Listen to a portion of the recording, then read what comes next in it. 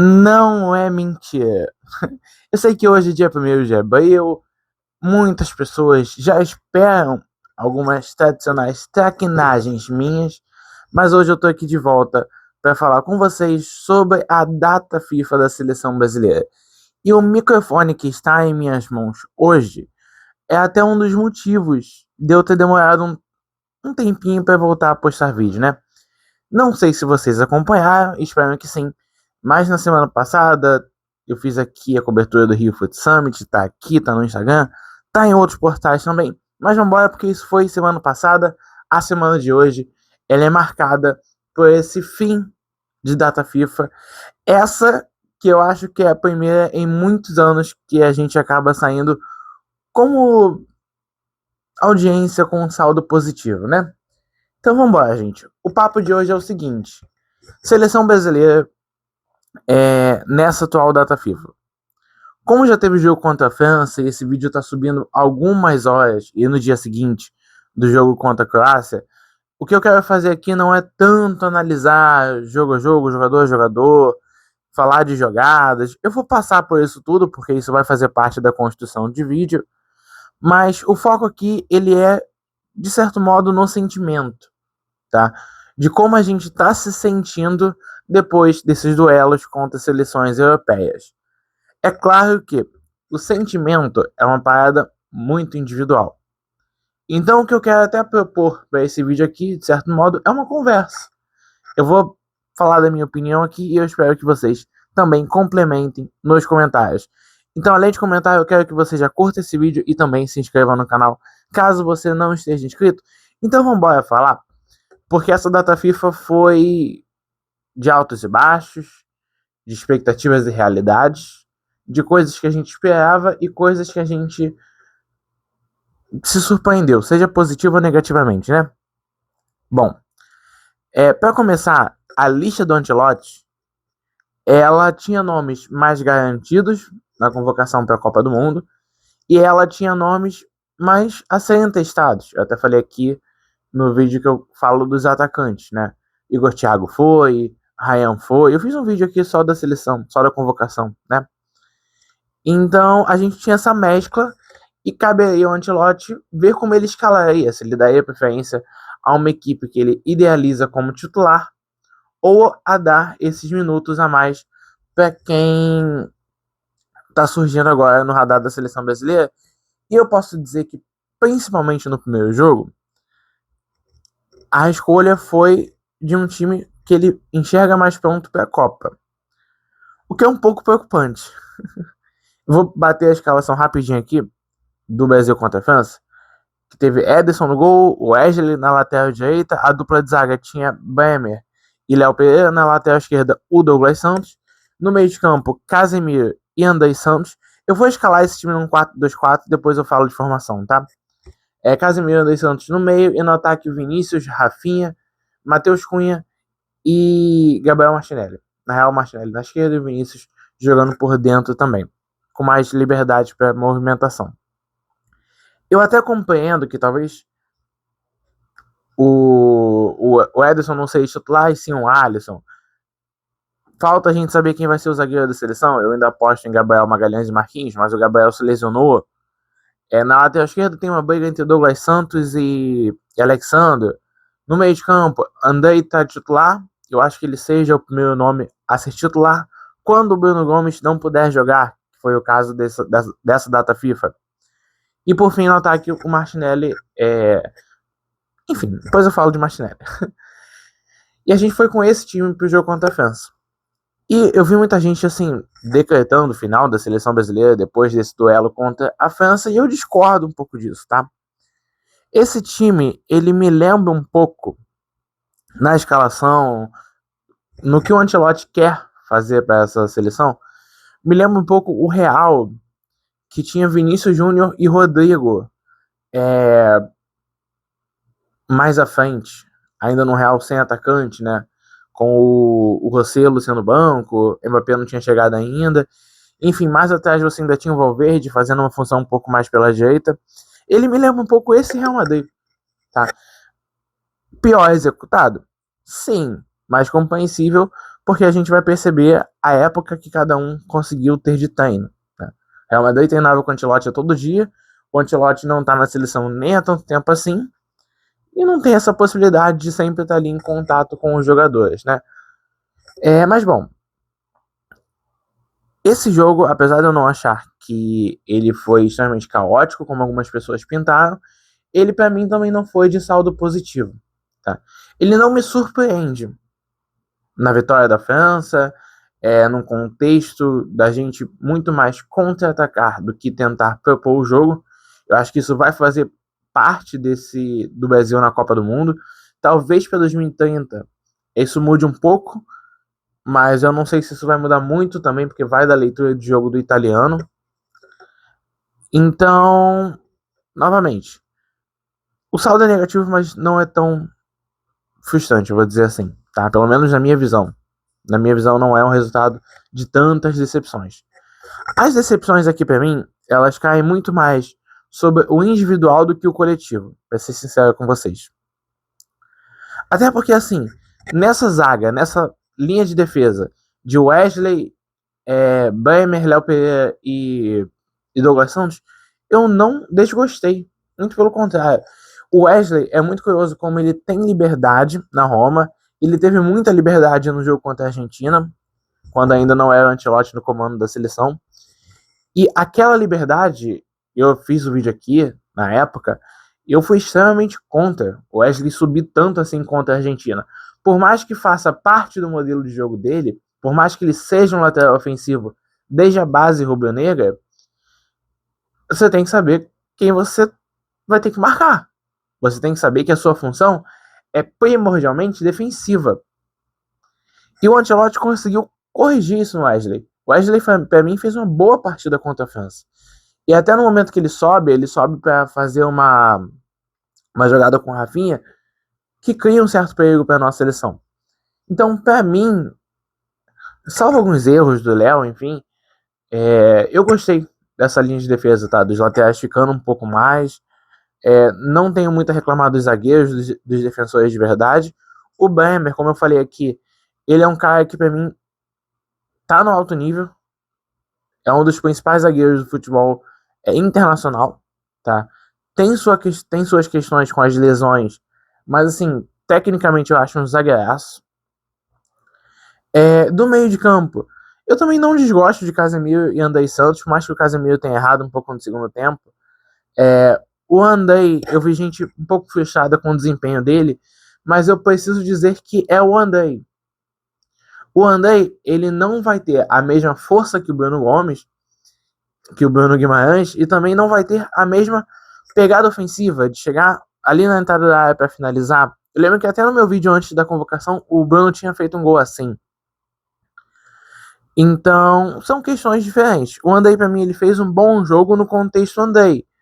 Ele não vai ser novamente esse cara, esse camisa 8, que vai se aproximar tanto dos jogadores lá da frente. A minha questão é principalmente com o ataque, tá? Algumas coisas que eu não gostei. Como eu falei do individual, Vini e Rafinha muito abaixo, aparecendo muito pouco, decidindo muito pouco. E um ponto que me pegou foi uma certa dúvida de quem tinha que fazer cada função. Por vezes o Vini voltava para buscar o jogo. Aí o Martinelli vinha e fazia outra função. O Matheus Cunha voltava em diagonal para buscar o jogo. Rafinha voltava para buscar o jogo. É aquela coisa que você não precisa ter 3 caras para fazer. E aí quando você tem 3 para fazer isso, você chega no ataque já com o Vinícius cansado, sem conseguir desenvolver uma jogada. O Rafinha ainda não voltou e o Cunha às vezes não está bem posicionado. Então, contra a França, eu acho que o que mais me pegou foi exatamente essa falta de associação nas funções entre os atacantes, tá? E assim, no segundo tempo o Ancelotti promoveu alguns testes, né, fez algumas substituições, muitos ali a serem testados, mas o que a gente mais pecou na segunda etapa foi a quantidade de passes errados, demais. E, enfim, eu acho que a gente não consegue aproveitar o fato de estar com um a menos muito por conta dessa fragilidade, desses passes errados em larga quantidade. Mas assim, Com toda sinceridade, eu acho que era uma derrota inesperada. É uma França que joga junto, é uma França comandada por Deschamps há algumas gerações de Copa do Mundo. Se eu não me engano, desde 2014, mas ele tá lá desde antes.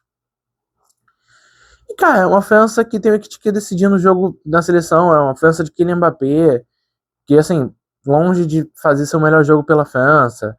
É uma França de Olise, que faz temporada de melhor do mundo. E não a primeira. O Olise tá jogando muito bem no Bayern de Munique. Então, assim, além do Dembélé, atual melhor do mundo, Ederson podia ter feito melhor? Podia.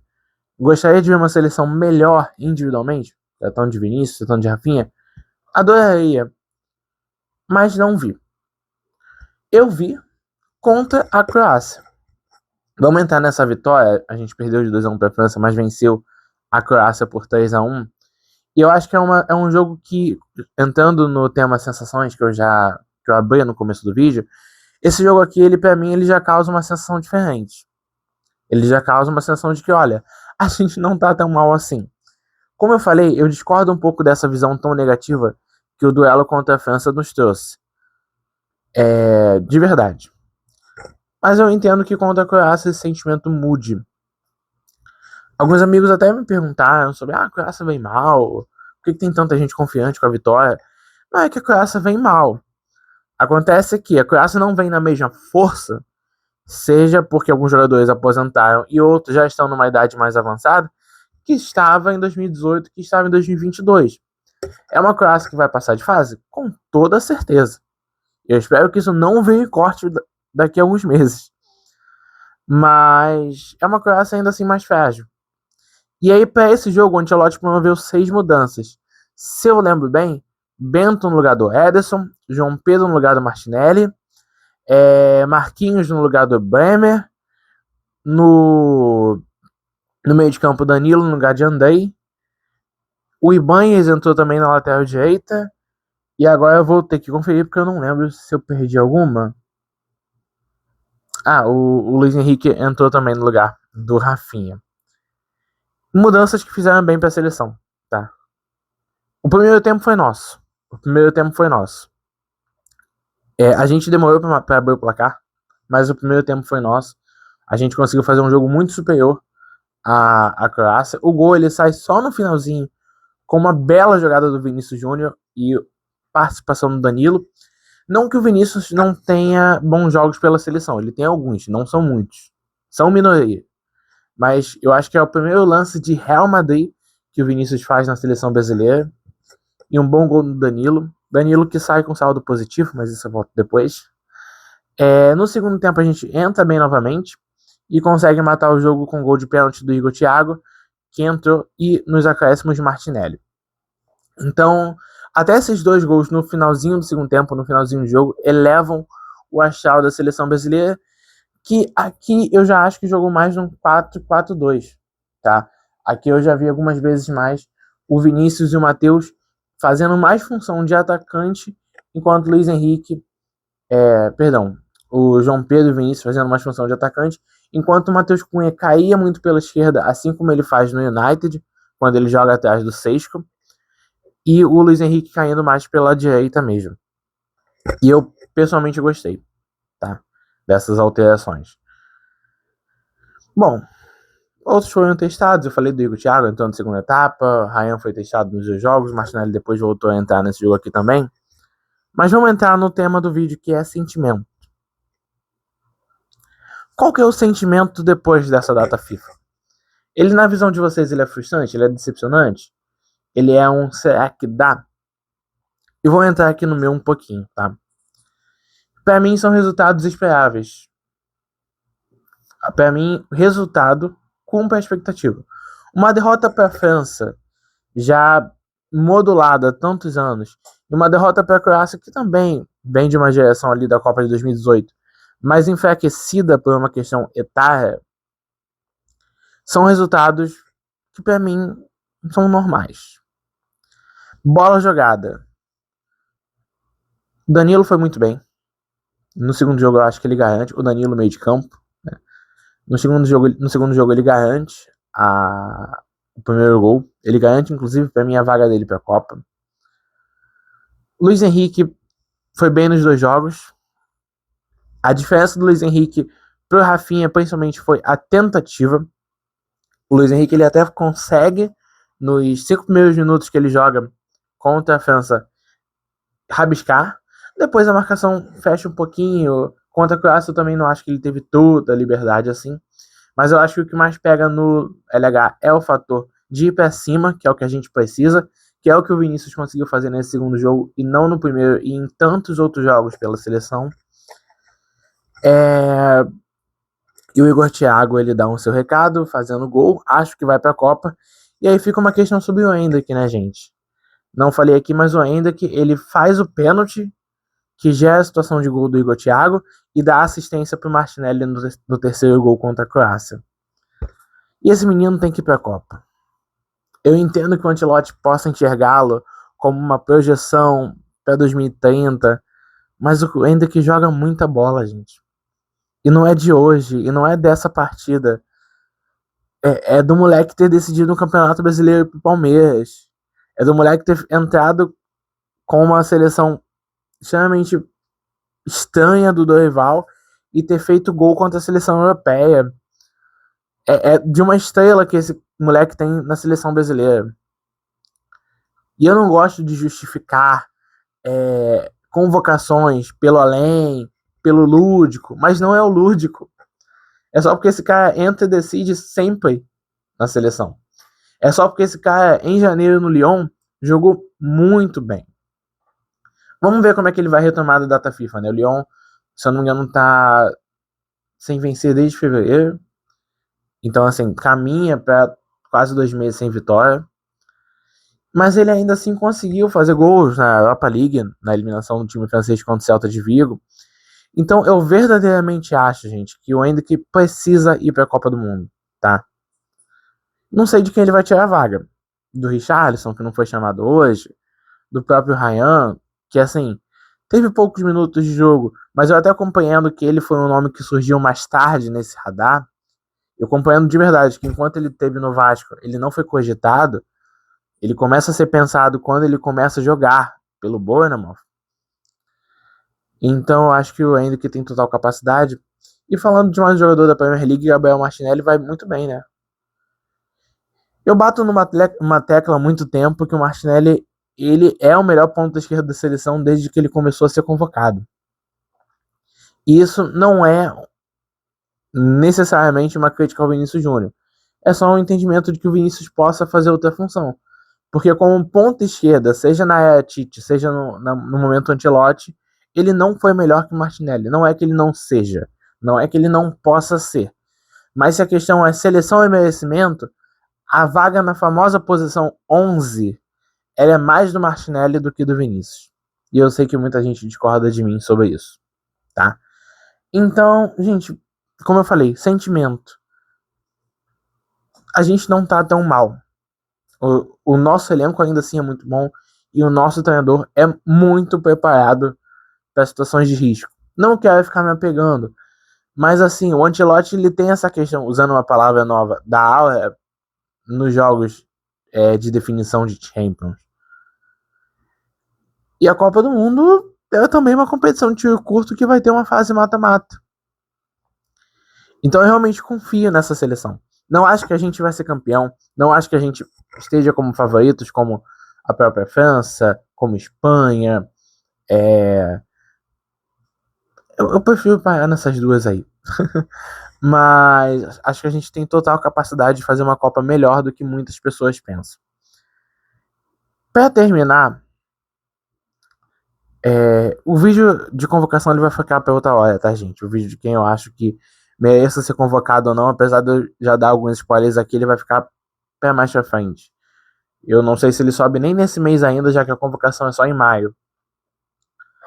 Mas para terminar, eu quero falar de sentimento e eu quero falar da única coisa que me frustrou durante esses 2 jogos da seleção brasileira. O Vinícius eu esperava, infelizmente. O Rafinha decepciona, mas tá. A derrota contra a França tem um peso. Mas eu quero falar de uma coisa que me frustrou ainda mais do que isso. No jogo contra a França eu vi mais no segundo tempo. No jogo contra a Croácia foi a partir dos 5 minutos de jogo. Futebol se assiste. E hoje você tem a possibilidade de assistir pela televisão, pelo celular, pelo computador. Você escolhe como você quer assistir, por qual canal você quer assistir. E a torcida brasileira nesses dois jogos, eu acho que ela não assiste futebol. A minha percepção é que ela não só não conhece os jogadores que estão ali, como elas talvez sejam presas num passado. A minha sensação foi essa. Verdadeiramente é essa. A gente tanto fala da torcida argentina fazer festa, mesmo com o país em crise. E eu acho que a gente caminha para uma seleção, para uma torcida de seleção brasileira cada vez mais vergonhosa. Verdadeiramente. Verdadeiramente. Gente, a gente jogando bem contra a Croácia. E a torcida começa a gritar Neymar. Pra quê? Tem 11 jogadores ali pra você torcer. Torce pra eles. Não é difícil. Não é possível que... você pode não ter simpatia com algum desses jogadores que você... Assim como você possa ter pelo Neymar. Eu compreendo. Eu também não sou fã de tantos jogadores de futebol assim.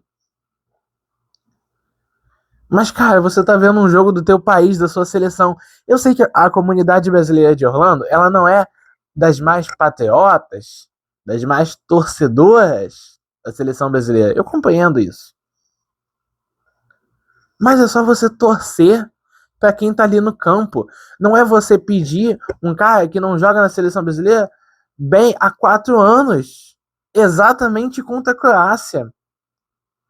Não é difícil você ligar a televisão hoje e acompanhar uma partida de Campeonato Brasileiro, de Campeonato Paulista, ou ter acompanhado anos atrás do Campeonato Saudita e ver que o Neymar ou não está em campo porque ele está lesionado, ou porque ele está sendo poupado, ou porque ele está jogando mal. Eu já falei, gente, o Neymar bem, eu não discordo da convocação, só que o Neymar bem não existiu durante esse tempo todo. E as pessoas continuam insistindo nesse cara. Vamos falar do Endrick. Vamos falar do Martinelli. Vamos falar da nossa situação no gol. Não vamos bater nessa tecla mais de Neymar.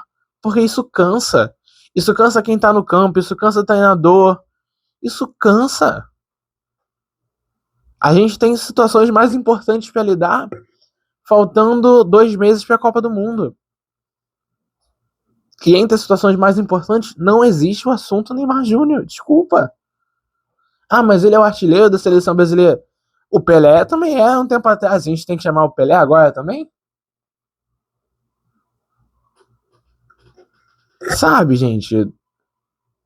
Não vamos bater nessa tecla mais. Vamos torcer pra quem tá em campo. E aí a pior situação, eu não vou nem dizer que é a do Neymar, é a do Igor Thiago. Cara, o Igor Thiago é vice-artilheiro da Premier League. Com 19 gols, 3 atrás de Erling Haaland. O cara faz uma das melhores, uma da temporada de sonho. E ele na camisa da seleção brasileira, feliz, ele comemorou, tem vídeo da família, tem vídeo do Brentford parabenizando o atacante. E aí ele pega a bola do Endrick para bater um pênalti e a torcida vaia. Essa talvez, de verdade, de tantos anos acompanhando a seleção brasileira, essa talvez seja a postura mais vergonhosa que eu já vi da torcida brasileira no estádio, que é você vaiar o teu atacante, que muito possivelmente vai para a Copa do Mundo, porque você não sabe quem ele é, ou porque se você sabe, você acha que ele é menor porque ele joga no Brentford. Isso é ridículo. Isso não existe. Ah, eu queria que o Endrick batesse. Desculpa, irmão. O Endrick deu a bola para ele. Se foi vontade do Endrick, se foi pedido do Ancelotti, pouco importa. O Igor Thiago bateu e marcou. E a seleção comemorou. Então não tem que ficar vendo o Igor Thiago pegar a bola e o Endrick ter que pedir para a torcida apoiar, aplaudir, torcer e não vaiar. O Brasil já passou por cada situação nesses últimos anos. Teve um 7-1 no comando do Felipão. Teve uma eliminação na fase de grupos da Copa América Centenário em 2016 nos Estados Unidos, na era Dunga. E eu não vi a torcida repulsar tanto, essa torcida repulsar tanto em alguns momentos, como repulsou o Igor Thiago bater um pênalti.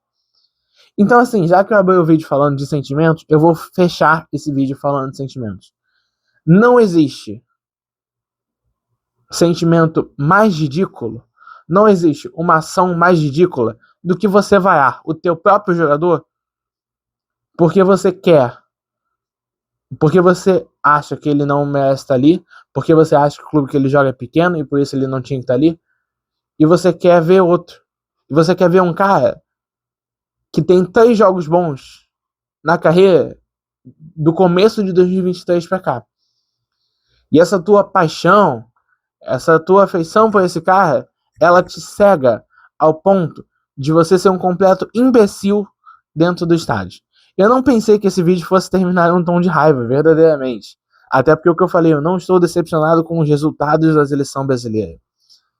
Mas eu estou completamente frustrado com essa palhaçada feita por torcedores em Orlando. Eu quero que você comente sobre isso também. Como eu pedi no começo do vídeo, não esquece de deixar o like, se inscrever no canal caso você não esteja inscrito, que eu vou ficando por aqui. Fui.